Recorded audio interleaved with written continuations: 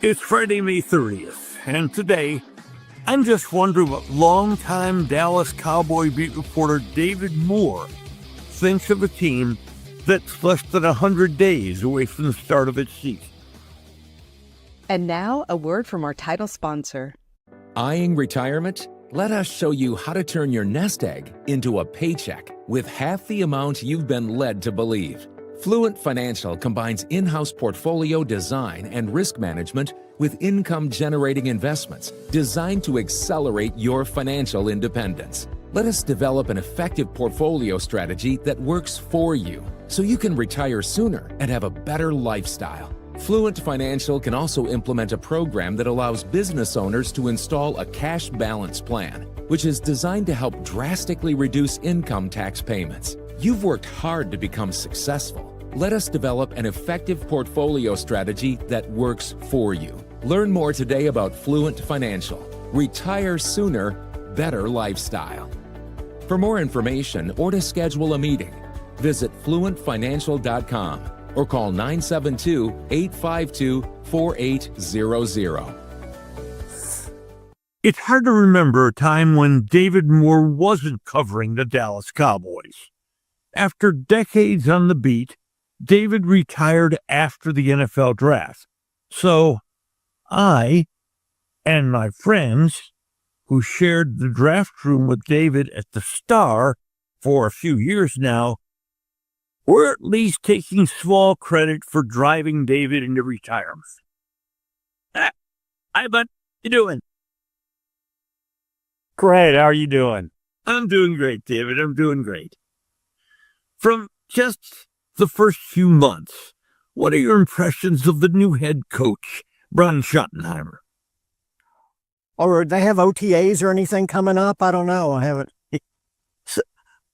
Yeah, I still follow the team. I'm still in contact periodically, just not on a daily or hourly basis like I was.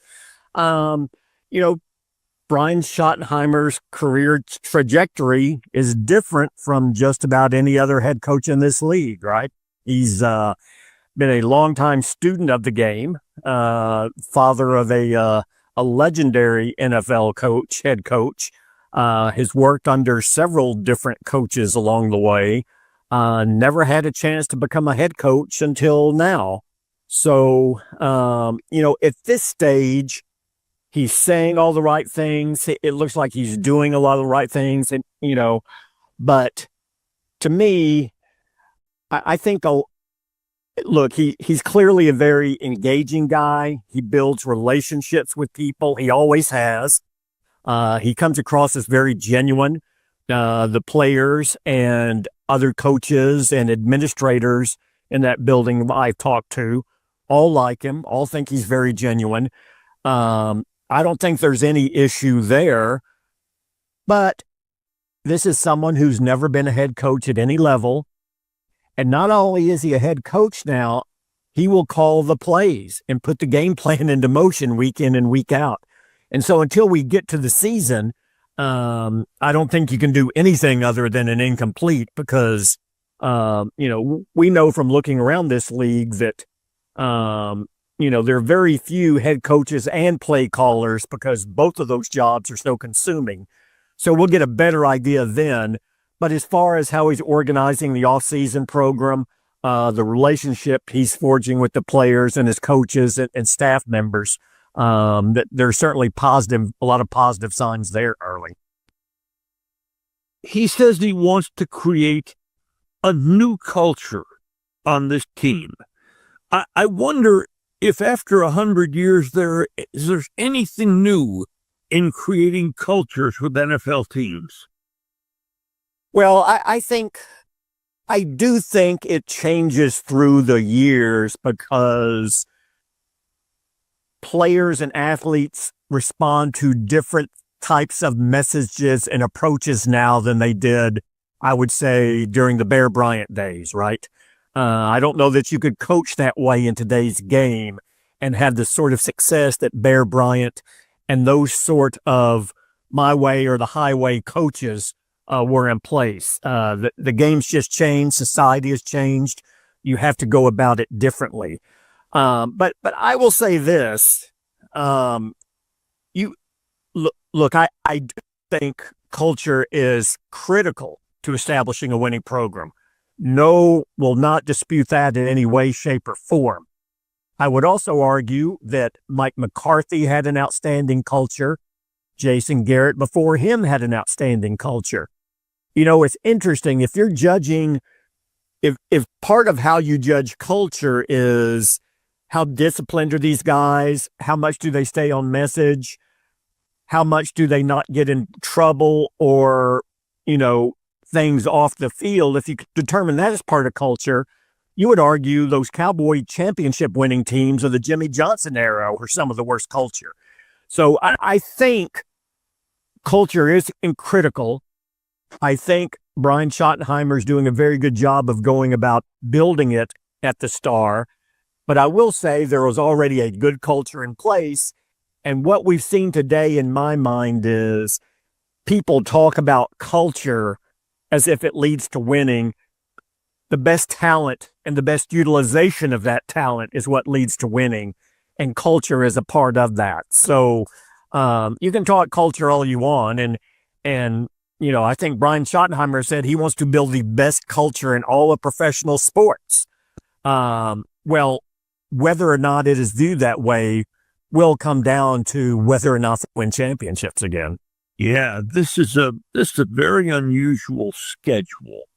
The first 10 weeks or 10 games of the schedule are pretty reasonable.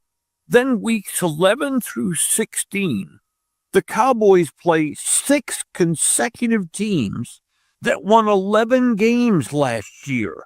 Your observations when you saw the schedule? Well, again, I don't think it's particularly easy for them early either. And remember, this is a team coming off a 7-9 team, one that had gone 12-5 for 3 consecutive years. So that there was a serious dip down. I think they addressed a lot of their depth needs in the offseason, but there's still some key questions with some key positions going into this season. And, they're going to, I guess if you can say, at least the schedule gives them a chance to get their feet on the ground a little bit before they get into that most difficult part of the schedule, the one that's going to require the heavy lifting. But, again here, I'm going to go back to Jason Garrett's first year as a head coach. He was fast-tracked into the head coaching position. Look, Brian Schottenheimer has not been fast-tracked. If anything, he's been slow-tracked into that position. But a common refrain during that season and at the end of that season going into the next year by Jerry Jones and Stephen Jones, what was it? Well, there's a bit of a learning curve here. We're taking some, it's some on-the-job training as a head coach, but we're going to be better going forward. Why wouldn't you hear the same sort of comments about Brian Schottenheimer in his first year as a head coach and play caller? So I think he will have a chance to be in a rhythm and have his feet on the ground and maybe not, I don't want to say overwhelmed, because I do not think Brian Schottenheimer is going to be overwhelmed by this job. But I would say he'll be better equipped to call a game and get the team ready 10 to 11 weeks deep into the season than he will in that first month of the season. The draft, the Cowboys had too many holes on their team to fill in one draft. What are the most glaring holes left over after the draft now? Well, based on the level of performance you saw from Tyler Guyton in his rookie season, and considering the position he plays at left tackle, that is still a big question mark in my mind. While I know they addressed corner by trading for Elam from Buffalo, this is a former high draft pick for Buffalo who didn't pan out in Buffalo that Buffalo wanted to move on from. And Trayvon Diggs is not going to be ready to start this season. So I think they're still a little short. And they lost Jordan Lewis, who was their best corner from start to finish last year. So I think corner's another question. I do think the left tackle remains a question at this point. And I don't see how, based on what you've seen from the first 2 years, I don't see how you could say that defensive tackle is not a question, and that Mozzie Smith needs to play at a much higher level than he has in either of his first 2 seasons for that not to be a point of weakness for the Cowboys. David, why does this club have such faith in Guyton and Mozzie Smith? I know they're number 1 draft choices, but at some point, you got to forget they were number 1 draft choices and ask, how are they performing in the NFL? Well, I think they're a little different there. I think Mozzie, I don't know how they could have rock solid faith in Mozzie Smith handling the position this year based off of what they've seen from him the first 2 years. I think some of that is a public posturing on their point to try to build up his confidence, get him in with this scheme, hopefully get some better players around him, and hope he figures it out and makes more of a contribution this year. Tyler Guyton, I think because of the injuries he had in training camp last year, and some of the nagging injuries he dealt with over the course of the season, playing a difficult position where he was a rock tackle in college, I think there is, okay, well, now he just has his feet on the ground. Let's go from here. And that's why they're still so strong in him. But remember, this time of year is about building up confidence in guys who underperformed based on what their personnel assessments were. I think that's what they're doing publicly with both Mozzie Smith and Tyler Guyton. But I would say you would have less faith in Mozzie Smith being able to do it because you haven't seen him do it in 2 seasons. Now I think you have a little bit more of a grace period with Tyler Guyton here. But I also say this, and I said this at the time they drafted Tyler Guyton last year. I think some of their overwhelming success in drafting and projecting young offensive linemen the last few years may have come back to bite them on Tyler Guyton. We'll see. Tyler Smith's another guy, a late first-round pick. A lot of people said he's raw. He's not ready yet. It's going to take him a couple of years. He got in right away and exceeded expectations. And I think Dallas felt that, we can do that again. We hit on Tyler Smith. We have a good feel for that position. We know you're projecting some things on Tyler Guyton, but we project you'll be able to do it. Well, you projected on Tyler Smith, and he exceeded your expectations, I would argue. To this stage, you projected on Tyler Guyton, and he has not reached those expectations at this point. George Pickens is without question a talented guy. He is acquired in trade with 1 year left in his contract to be the number 2 receiver here. He was unhappy in Pittsburgh, and after 3 years, they were really unhappy with him. But with him approaching his free agent year, can we expect the best behavior out of George Pickens this season? You would think so. And again, best behavior is a relative term based on what we have seen a player's behavioral issues be over the course of time, right? That varies for every player. But certainly as far as whether he gets the big money here or elsewhere, this is a season where,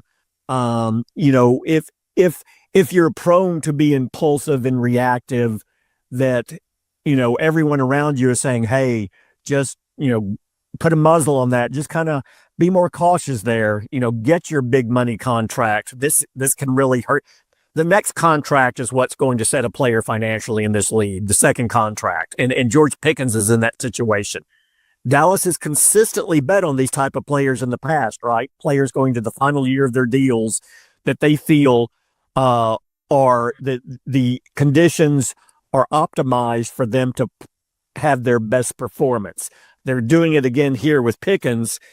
I will say physically for what Dallas has lacked and for how he complements CD Lamb and what CD Lamb does well, I think it's an ideal complement just from a physical standpoint. But there's a lot more that goes into this game than just a physical standpoint. David, I don't have to tell you, Dak's on a monster contract. Lamb's on a very big contract. Parsons is going to get a gigantic contract. Odigizua just got $20 million a year to play tackle. Tyler Smith's option year is coming up after this one. And Diggs and Steele are getting big contracts. Are the Cowboys painting themselves into a corner salary cap-wise? Add Deron Bland to that list to keep him going forward. Well, and let me add this. On that list, you can add Pickens, you can add Jake Ferguson, you can add Sam Williams. There are a whole bunch of guys who will start this year for this team who are in their walk you. There are, and a lot of these guys have been replaced with veterans on in essence 1-year deals, right? And you're going to continually, shuffle out 15 positions a year to veterans on 1-year deals to keep your core nucleus intact. Look, once Micah Parsons is signed, and I don't believe anyone should doubt that it will happen based on how we've seen this organization operate. But when you look at the contracts at that stage, and I know you can kick the can down the road on finances. I get all that, and the Cowboys can do that, and will do that as well. But when you look at what Dak Prescott, CD Lamb, and the projected contract that Micah Parsons will sign, all of them together, last time I looked, are going to account for about 51% of the cap. So more than half of your cap's going to go to free players.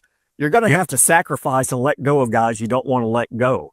And that's what they've done consistently here. They did not do it with Odigizua. Why did they not do it with Odigizua? He was a guy in past years they would have let go. Why didn't they? Because they have massive questions at defensive tackle, and if they let him go, they were really taking a step back there. I think their lack of depth and hitting in the draft at defensive tackle forced them to pay more to retain Odigizua. And look, I think Odigizua is a very nice player, and I don't quibble with retaining him. But in doing that, you're going to sacrifice another position down the road to keep him. Well, and we've seen Cowboys do that. We've seen their salary cap troubles almost force them to let pretty solid people they'd found in the mid-range of the draft, Biotis, Dorrance Armstrong, Tony Pollard, Dalton Schultz, McGovern, all go away, and all those people now are solid players in the NFL. You can only have so many $20 to $60 million a year contracts. That's it. And that gets when you build your nucleus around star players like Jerry Jones likes to do, and 3 guys consume whatever it is. It's going to be in the neighborhood of 50%. Anywhere from 48 to 52% of the cap is going to be consumed by CD Lamb, Dak Prescott, Micah Parsons. Then you have to make some very difficult decisions. And Dallas has been a good drafting team, but look what it does. They're not retaining the talent. They're continually having to pick the right guys. Now, they let Tyler Biotis go because they knew, they couldn't keep throwing that money in the offensive line. They took Cooper Beebe, and they believed he could be an upgrade. They let Dalton Schultz go a few years ago and took Jake Ferguson, thinking Ferguson could be an upgrade. Well, I would argue potentially Cooper Beebe and Jake Ferguson are both upgrades, but then what does that mean when their contract's up? They're going to be in the top 5 to 8 at their position.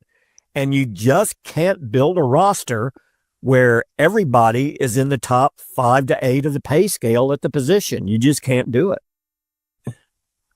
Dak's contract lingered all the way to the start of the season. CD Lamb missed training camp. Do you have any feeling for what's going to happen with the Parsons situation? I don't believe Parsons will miss camp. I believe that this will, just like Odigizua was a different approach than we've seen in the past with very good but not Pro Bowl players reaching a second contract. I think with a first-year head coach who has never been a head coach in this league, with everything else they did in the offseason, I don't believe they're going to risk a training camp of Micah Parsons not being there. But does that mean Micah Parsons is going to get overpaid? Like, for instance, Dak got overpaid, and you suggested they just had to keep Odigizua, and I think he may have gotten a few $1 million more than the market would have suggested. Is Parsons going to get $44 million, $45 million a year? Well, it is a lot like Dak said, am I worth the highest paid contract in the league? No, but it's when your contract comes up and where the scale is going and what's happening. Micah Parsons finds himself in the same position. I would be surprised if he is not the highest paid defensive player in the league. Oh, yeah. I would think that's that's a certainty. Sure. And the question is, which is why CD Lamb wasn't in last year, was, look, you're going to have to pay him more than you want, but how much more are you going to have to pay him to get him in on time, And Dallas made the choice, on Lamb that, look, he'll be fine. Look, he wasn't fine. You saw that early in the season. He's talked about it. What did they do the year before? Zach Martin didn't show up, a perennial Pro Bowl guy and a guy who's going to be in the Hall of Fame. He didn't show up for training camp. What did he say midway through and toward the end of that season? That he really wasn't prepared for the season in the way he normally was because he wasn't part of camp. Regardless of what Jerry Jones and Stephen Jones continue to say, camp matters. It matters even more for a first-year head coach who's talking about culture and the importance of culture, who has never coached in this league before, to have all of his players in that first camp. David, for those of us who still want their fix of David Moore's knowledge and observations, where can we still get it? Well, to be determined. I will still be. This is my off season here, so we'll see how it works out. But you will still hear me in several different shows or platforms on the ticket in the upcoming season. I would like to write probably at least once a week during the regular season. I've had informal conversations with people, but I will still have a presence, but just not the day-to-day and hourly presence that I've had for so long there. Well, you're welcome back here anytime, buddy. Thanks so much, Norm. Always a pleasure. Moore, thank you for the time today. Thank you. For more than 3 decades, Bob's Steak and Chop House has remained an icon of DFW restaurants. Why? Well, maybe it's because of Bob. He's fanatical about cleanliness and friendliness, and his food, oh my Lord, his food. If you've been there, you know about it. If you haven't been there, you should know about it. The original Bob welcomes you at either of his 2 locations, Bob's on Lemon Avenue or the sparkling new Bob's at Craig Ranch, McKinney. Okay, I'm not a cook, but my beautiful Mary is, and I must tell you that we've fallen in love with OPA seasonings. That's OPA, O-P-A. Make healthy meals that taste wonderful. OPA's all natural. We use it on meat, fish, chicken, salad, veggies. Just sprinkle, cook, and enjoy. And we found a little OPA goes a long way. Order your OPA now from the website opafoods.com and use the promo code NORM, that's me, and get 10% off your order. Delicious meals, all natural, and save some money. What is not to love about OPA seasonings? Today's episode brought to you by Fluent Financial. Retire sooner, better lifestyle, by Bob's Steak and Chop House, and by Opa Seasonings. Savor the flavor in your food. Thanks for joining us on today's episode of Just Wondering. Hope you enjoyed it, and if you did, hit follow, and then a fresh new episode will be delivered right to you. And should you know other people who might enjoy it, please share it with friends. The executive producer and sometimes on-air talent of Just Wondering is my wife, Mary Gans. The producer is Mike Matern.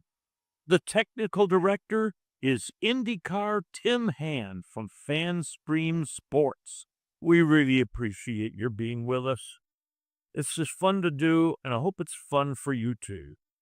And realize that every day, I'll be just wondering about something. And I'm Mary Hitzges.